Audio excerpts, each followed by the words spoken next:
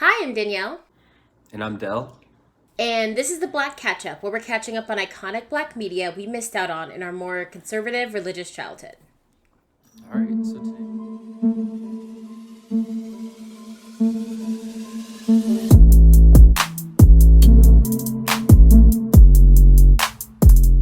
all right, so today we had the inevitable Inevitable defeat of defeat Mr. of and Mr. Pete. and Pete. Yes. So, as always, IMDb. A coming of age story about two inner city boys who are left to fend for themselves over the summer after their mothers are taken away by the authorities. Okay. Yeah. Yep. As usual, starting off with things we liked about this one. Yes. Yeah, I guess I'll kick it off. Yeah. Take it off. I thought it was really good acting from the main kid character. That's what I said. I said the kid who played Mister was just like insane. He was insanely Yeah, talented. yeah. No, he was really good. And I usually am not a fan of like or maybe not a fan, but I'm usually kind of critical of these like kid actors. But Yeah. no, this guy was like really good. Not even just by like kid standards, you know. So He was like good actor, full stop. yeah, I meant to look up where he is now, but I forgot. I looked him So up a little bit and he's had a couple of little parts in different like shows and stuff like that. But he deserves so much more. He was like so good. Like yeah, especially whenever he did his little acting monologue. That was from Fargo and in that first scene where he introduced that monologue and he was what's it called? And he was doing impressions and he did a Will Smith. He was so yeah, insanely yeah. good. No, I like the scene where he was in the store and like put that whole like speech on for the cashier guy Oh to get the yeah, free food. yeah, yeah, Yeah, yeah. no, he was That really was so good, really good. He good. was so good. Okay. The first note I had was that hamster bowling is literally genius. Just Oh, the that hamster scene. wheel. Yeah. Yeah, there were very few scenes that were like offered brevity and were like light and not as like heavy and like intense in terms of like acting and material. So like the moments of brevity were really fun. And the hamster bowling, it just made me think of our guinea pig when we had a guinea pig and how our guinea Yeah. pig would never have done that because she did not No. move. Absolutely not. She would have just sat in the ball. I Stayed in know. the same spot. I feel as though at one point we had a hamster ball for her. Why do I think we did? No, we did. Honest- That's how we know Oh, she would okay. just sit there. That's exactly how we She know just she would not sat roll. But the idea of hamster bowling was so. I wish it was genius. I want more of Yeah. that. Nice, nice. Yeah, I like the relationship between Mr. and Pete. I like how we like kind of saw Yeah. it grow. You know, they started off kind of just not being, I guess, friends. I don't really know why they hated each other at the beginning, but just I kind of like honestly don't watching either. them. Yeah, but just kind of watching them like start to get along, and I really like the like you mentioned like the acting scene where he does like all the impressions. I think that was like probably one of the Yeah. big scenes of them kind of becoming friends. And by the end of the movie, he's like fighting to get his friend out, and like just fighting to see his friend, like asking strangers, hey, like I just want to help my friend. So yeah, it was like really Yeah. just cute to see their relationship kind of grow in this They really movie. grew. They were so cute. Because I think in the end it was like Mister who was taking Pete under his wing and was like, he was the mastermind of all the stuff that they were doing to, survive. But yeah, I thought their relationship was super duper cute. I think the last thing I have was that I just really enjoyed the overall premise of the story, like the main idea that something big happens so that Mr. and Pete are both like left alone as kids in a city that's like a little on the rougher side of town, and they have to like figure out how to survive, and them thinking that oh, our mom's gonna be here really soon, or my mom's gonna be here really soon. I honestly genuinely don't think I know what happened to Pete's mom. Cause he kind of Yeah, I showed up don't in the either. beginning, and maybe I missed the explanation, but I was like, "What even happened to Pete's mom?" Because Pete's mom was nowhere to be found ever. No, there But was no explanation. There was one scene where they were in the car driving with the Alice girl, yeah, and the lady on the street was like asking for drugs or something like that, just needed a fix. And I think that was Pete's mom, but that was the only scene we saw. And I oh, don't think okay, I don't think I think Mister didn't claim her as Pete's mom because Pete was embarrassed and like crying in the backseat. But okay, I agree okay, because I spent the first couple like honestly, like the first 30 or so minutes of the movie, questioning if I should go back to figure out where Pete came from, because I thought I missed something as well. So I'm glad you said that, because I thought I missed where he came from as well, you know? But I legit was like, where is Pete? Because all of a sudden, because it happened really quickly, like, No, like first scene he's mom. there. Yeah, know? and then it was like, and we're watching Pete, and I was like, Pete, okay. And then it was like, where's his mom? Where's his, I'm assuming dad's out of the picture, but for argument's sake, where's he? Like, yeah, Pete really just showed up, and we were just expected to accept it. And like, yeah, no, there were a lot of questions. have no explanation over where his mom was. Honestly, I thought that because Pete kept demanding privacy, for some reason I thought Pete was going to turn out to be a girl. That didn't happen. And that's not like a ding on the actor or anything like that. But it was just like when they kept doing privacy, I was like, oh, is it going to be revealed that Pete's actually a girl and is like pretending to be a guy that'll somehow help him out more? So he's not ending up like selling his body on the street as like a 10-year-old or however old he was. That's not what happened. But for a moment, I thought that's what would happen. Especially because we had like so little information to go on as to how Pete got here. Yeah. I will say that scene where he's like, "You stink." that scene had me like dying. That was the funniest scene of the movie. He's like, "There's no soap or toilet paper." I was dying laughing. Oh, they were funny. But okay. The last thing I had, I liked the little like his acting subplot. The kid being like having those acting dreams. Yeah. And I also liked the fact that like he didn't get it. Yeah. You know, I think that was like, I don't know, just real. And like, I don't know, I didn't want the movie to end of like him, like, I don't know, just going off and like getting the acting thing. And then, you know, so I like how it had like a more real ending where he like goes and like can't do it because he didn't have parental consent kind of thing. So like, but still like does that little scene in the waiting room or whatever. So, I wish they leaned into the acting a little more though. I will say that. Yeah. Going into negatives, that's where I started off with. I was like, I did think it was a nice touch that Mr. wanted to be an actor, especially because the kid who played him was so incredibly talented. I was like, that's good. I felt as though we should have just leaned into that more, because it was good.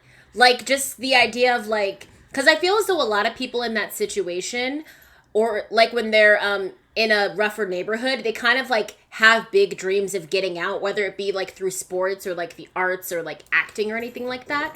So I definitely thought it'd be fascinating if we got to see more of him acting and more of his, like, acting dreams. Because, like, he studied a little bit, but, like, it just was, like, glimpses of it. And I would have definitely loved to see more. Yeah, especially since his character was so serious for most of the movie. Like, those few scenes where I saw personality from him were those scenes where, like, you know, he was doing, like, the impersonations or, like, you know, dancing with the kid or just doing, like, those acting things. So... Yeah, I also wish they would have leaned into that more. Yeah. The thing, we're on negatives now. Yeah, I had that, I don't know what it was. It just kind of had like a boring undertone to it. Like, I don't know what it was about the movie. Like, it seemed like just not enough was happening, or like, you know, like maybe it wasn't happening quick enough, but it just had like such a boring kind of like dark rainy day undertone to the whole film, which like I guess like almost like Pursuit of Happiness kind of had that same, but I guess the tension there felt slightly more engaging, or you just like it was something about this movie that just didn't grasp me in the same way. You know what I feel was it for me, because I also felt that too. It almost seemed like not a lot was happening, or it wasn't happening in like quick succession or anything like that. I think it was because the timeline was so muddy, and we didn't realize that this took place over the entire summer until he goes back to school. With the Pursuit of Happiness, we know he has like that month or 2 months or however long that internship is. So you like know that time is progressing, and you know how long we've been in this situation. Whereas with this movie, we kind of were like just there for a long time, and we're like, I actually don't know how long we've been here. That makes sense, honestly, because they kind of do just like put you in there, because even like again the movie starts with like the Pete kid just randomly there, so it's like, okay, I don't really know where I'm starting, and then it just kind of goes on. Mom gets arrested, it's like, okay, then you realize, oh, it's actually been months since she's been arrested. So like, the timeline is very fuzzy. Because in the end, it turns out the mom was out of jail or wherever she was for 2 months, but like didn't go find her son, and I was like, wait, what? How long have we been doing this? And this movie, it is so incredibly hard to find a, like, plot synopsis of it. Like, it's so hard. I like had to look at actual reviews, but like skip the review part and just like read where they explained what happened. And I was like, yeah, I fully like, oh man. See, and I think that was part of it, because like for me, like I was like halfway through the movie, I was trying to figure out what like the end goal was for them. Like, was this acting thing supposed to be it? Because again, they weren't leaning into the acting thing at all. So you almost forget about it for half the movie. You know, so it was like kind of hard to see like, okay, what exactly is happening here? And then it's like, okay, this is a pursuit of happiness situation where we're just like seeing them like, you know, kind of a snapshot into them kind of getting over these troubles, but it just didn't seem to have anything kind of holding it together. Yeah. I couldn't figure out the through line of like what, because I assume most of their end goal was to not get caught by Child Protective Services, I guess. Although part of me was curious as to how, I guess they had that quick line with that guy who was Anthony Mackie, talked to that guy whose name I don't know at all. Neither of them. But he talked to the guy and he was like, yeah, and he was about to do something to me, so I gave him a bit of information about these kids, and I was like, that's why the cops are following them? Really? Yeah. And that was confusing to me, because up until that point I was like, how do the cops even know they're like parentless? I mean, I guess if mom went to jail and you figured out she has no parent, I don't know. I just don't know. Yeah, I will say that was actually my next point. I didn't understand why so many like adults were having beef with these kids. Like, why was that dipstick guy so invested in getting these kids like caught? You know what I mean? Like, you're a grown man. Like, don't you have your own things to deal with? You know? Wait, who did you say was invested? Dipstick. He was the guy with the long hair who the guy who was just waiting outside the apartment who snitched on CPS. Oh, because I was thinking, because I was like, I understand why the cops would want to get these kids, only because, like, technically their job is to protect them, and they would, take them to Child Protective Services or that, like, classroom whatever place they were in at the end. Yeah, whatever that was. But I thought you were talking about the shop owner, because the shop owner had, like, No, I was talking about both. No, that was actually the other one. There were two cases of old people having beef with these children. It was the shop owner and the dipstick guy who snitched on him. I was like, why are these old people having beef with kids such that you're choking this kid out in the middle of the street? You know, like, you're a grown-ass man. I legit have that exact thing written down. I was like, was he really going to kill a kid in the middle of the street just because he had extra cleaning to do? Because, like, when it all comes down to it, he has beef because, like, their card didn't work. And, the kids actually didn't know because they're, like, children. They don't quite know how like the credit card works. So he's like, Mom, you have to go do it yourself. And I guess he never ends up getting Mom, and he's trying to like finesse his way to like, I guess, make a deal with the shop owner. But the shop owner's not having it at all. And I'm like, wow, I really hate this the shop owner like banned him the first time. Like, I admit the kid wasn't being the nicest, but like still, like his card got declined. You can see he's down on his luck, and you ban him, and then he tries to come back with money in hand, and you give him a hard time. And you still give him a hard time. And then like you were really ready to choke him out just because he like knocked over a display of chips. Like, and this kid like can't be more than like 65 pounds, you know? Like, because the same thing. Because didn't Dipstick fight him too? He like pushed him or something. Like, is Dipstick the one who stole his shoes? Yeah. Yep. Him. Yep. Same one. Yeah. They were having beef too. Y'all are too old to be beefing with children. You know? Like, I don't understand. But yeah, I was like, I literally had the same exact note. I was like, was he really going to kill a kid in the middle of the street just because he knocked over your display thing? And like, dude, have you not worked you like are retail? Like, you're gonna get annoying people. Don't kill them. Like, that's not how especially if you're an asshole too. Especially if you're an asshole, like of course you're gonna knock over your stand at some point, you know? Yeah. And I can't believe that can't be the first time his stand was knocked over. Those were not stable enough. And, like, there were chips on it. Like, come on, dude. Yeah. But whatever. I think the last note... I don't even know how we're doing these. We've all kind of, like, blended them together. But the last note I had was Alice or Alicia, whoever Jordan Sparks played. She kind of flitted in and out of the movie a little bit before disappearing. Or when Jennifer Hudson, but yeah. Jennifer Hudson... What? You said Jordan Sparks, right? Yeah, Jordan Sparks was in this movie. I thought that was Jennifer Hudson. So was she. Who was playing Alice? Alice, I think, was the girl who, like, who they were, like, riding in the car with. Yeah, I thought that was Jennifer Hudson. No, Jennifer Hudson was the mom. Okay. But No, yeah, Alice, she carry kind on. of like. I would have preferred if they made. I think this is a general note for the entire movie. I would have preferred if they made a couple of meaningful connections with like a couple of people instead of just like a bunch of people who are like randomly beefing with these kids and like we don't quite know everyone's motivations. Because like Alice or Jordan Sparks' character, since I guess it maybe isn't Alice, I don't know.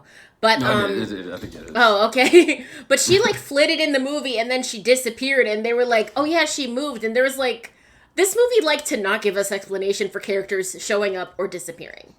Yeah. Just like in general. Well, yeah, well, I guess she moved with that like sugar daddy character. The guy, like, she was dating some guy who like left his wife and kids for her, and so I think she moved in with them. But they definitely like had her in there for kind of no reason. It was another similar situation where like, why are these adults dealing with this kid? You know, but Yeah. like I didn't understand who she was in relation to the kid or why she was invested in this kid. And then Yeah. they did nothing with her. Like there was that little like weird kiss thing, and then she disappeared from the movie, and they never said Yeah. go about her again. So Yeah, this movie definitely could have used a little bit more focus to like give us something to like fully latch on to all the way till the end. Cuz they gave us nice things that were fun to latch on to, but then like as soon as but they like just essentially dropped us every time. So just in general, I think that would have been better if we like were able to make meaningful connections to different people, situations, and everything. So we could have like carried through a storyline all the way to the end. Yeah. I guess we're ready for ratings. Yeah. All right. Yes, I can kick it off. Yeah. I gave this one a 2.5. Again, it was like kind of boring to me, but this kid was really good at acting, and I think that like made me like so invested in the movie that like despite all its flaws, like it wasn't like terrible. Like this could have been very bad. This is another one of those situations where I think the main character kind of saves it, and I just thought he did like really good, you know, and was very believable as his character. Again, like I think the plot had like many flaws and just like I don't really like the perspective of the movie. You know, it kind of like just jumping into the middle and not really, I guess, giving us a lot of background or a lot of like character development aside from between Mr. and Pete. You know, a lot of like the peripheral characters were kind of just there for no real reason, or it was hard to like figure out why they were there. But not like my favorite movie, but I really like this kid. I don't know his name. I wish I looked up his name before this, but I looked up his name and I still don't remember it. But I'll look it up in the end part. Maybe we'll put it like a thing on the screen or something. Yeah, this is the kid's name. Yeah. I also gave this a 2.5.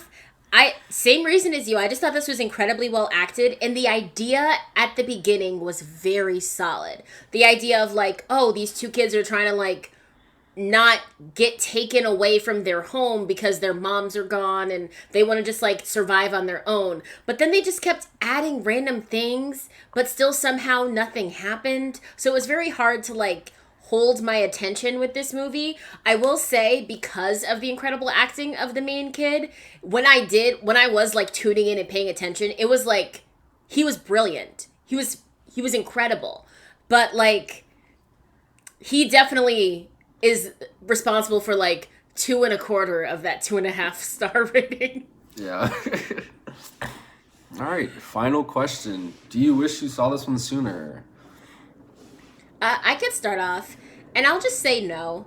I had actually never heard of this movie before, so this isn't even something that had been like in the peripheral of my mind or anything like that. And after watching it, I don't really think I missed too much of anything. Oh, I would only want to see it just to like learn more about this kid. And like it would be kind of like a cool thing to have seen this kid in his like breakout role and like just keep following him where his career goes. But like I'm fine looking him up now. So I guess that's a no. Yeah, I put a yes, but I'm like kind of changing it to no. The reason I put yes was just because I feel like I would have, I don't know, not enjoyed the movie, but just related a little more, like watching it as a kid, maybe. You know, like I feel like the main character being a kid, I kind of want to see it as a kid, but honestly, I don't think I would have like enjoyed it more. So I don't know, like it's like a very, very softy, like a very soft yes, you know. All but right. I really don't think I would have enjoyed it. Or I just kind of would have liked to experience it as a kid and like watching a kid go through it, you know. But yeah, that was the inevitable demise of, or the inevitable defeat of Mr. and Pete. Yeah, it's a mouthful. YouTube housekeeping, like, comment, subscribe. Ring the bell for notifications. If you have any movie suggestions for us, you can leave them in the comments down below. We do movies on Tuesdays and Fridays. All of our socials will be linked in the description box down below. And we'll see you next time to catch up. Bye.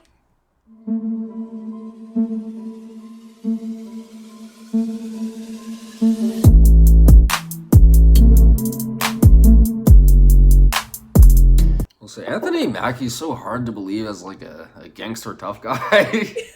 Like even with the beard, I was like, come on, I can't. That's Black Falcon. That's Captain America. You know? No, because he's played a gangster like hard guy in The Hate U Give. So like, is that his like secret underground thing he does when he's not busy being Sam Wilson? He's like secretly evil gangster, secretly a tough guy. Yeah, secret drug dealer. You know what made me hard to believe him was that I was confused by his hair situation.